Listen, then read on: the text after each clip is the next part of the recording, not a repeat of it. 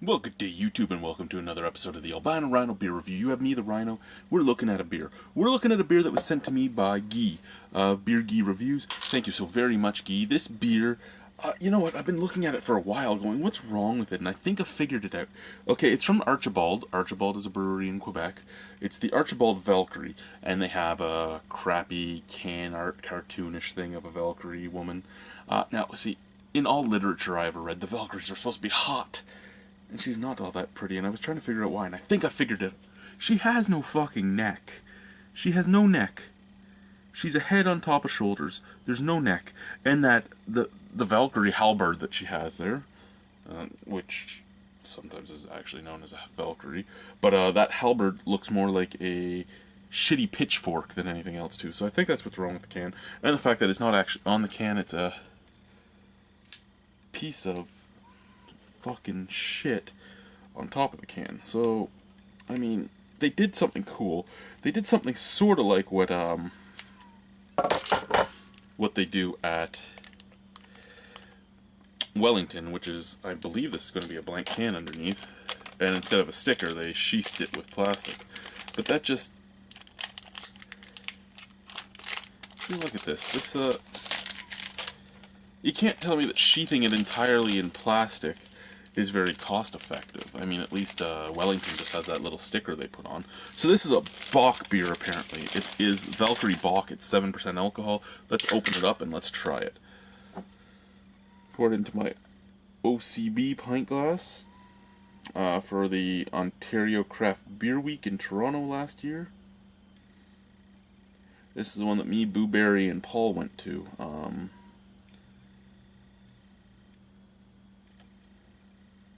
Nice looking beer. Look at that head. Look at the color of that head. That's interesting. That's a nice brownish color. The beer itself is the same. It's a nice ambery hue. It's actually a very good looking beer. The beer doesn't help you actually read the frosted stuff on the back. It has all the brand concepts, which is the company that did it, and it has their information back here, but it actually was more legible without a liquid in it, which is strange. Look at the giant bubbles in that head. That looks beautiful. We got Rice Krispies going on. Let's just pour the rest of the can in there. There's still a little bit more. Smell. Oh, it smells the part. I mean, I give it that. Bocks are one of the lagers I actually do enjoy, so I always get excited when I see a Bock. I also get a little bit of trepidation. I didn't even use the right fucking pronunciation of that. I do get a little scared of the beer, because sometimes there's some horribly made Bocks, so it does worry me when I see a Bock that it's not going to be a great Bock. But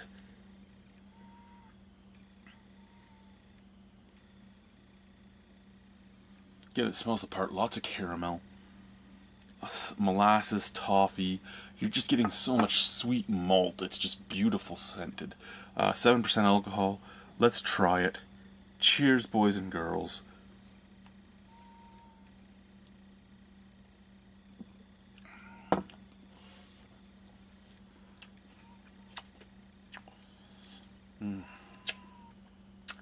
Yes and no.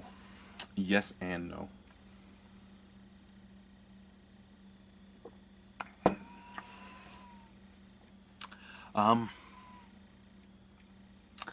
Is it a bad beer? No. Is it a really good beer? Yes and no. I like it, and I don't like it at the same time. Let's try and figure out how I'm going to put this.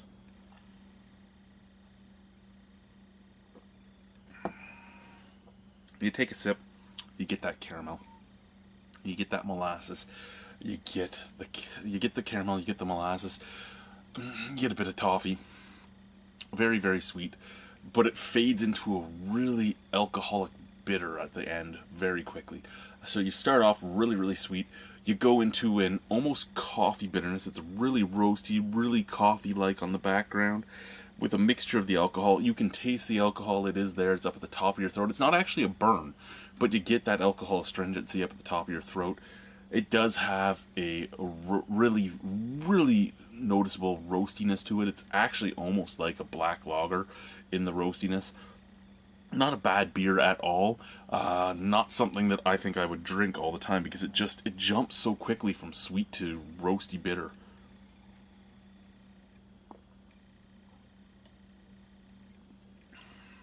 Yeah, the jump's almost instantaneous. It's weird.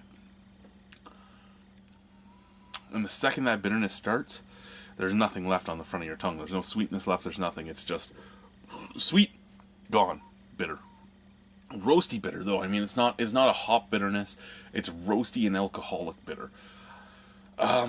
Again, not a bad beer. Just not something I personally really love. Of the two, I've had their white beer, the Lissamine. I like this one better. I do like this one better. I'm going to give this one a 6.5. It isn't a bad beer. It's just not personally my thing. Thank you very much, guys. Have a wonderful night. Wow, my throat is starting to warm up now.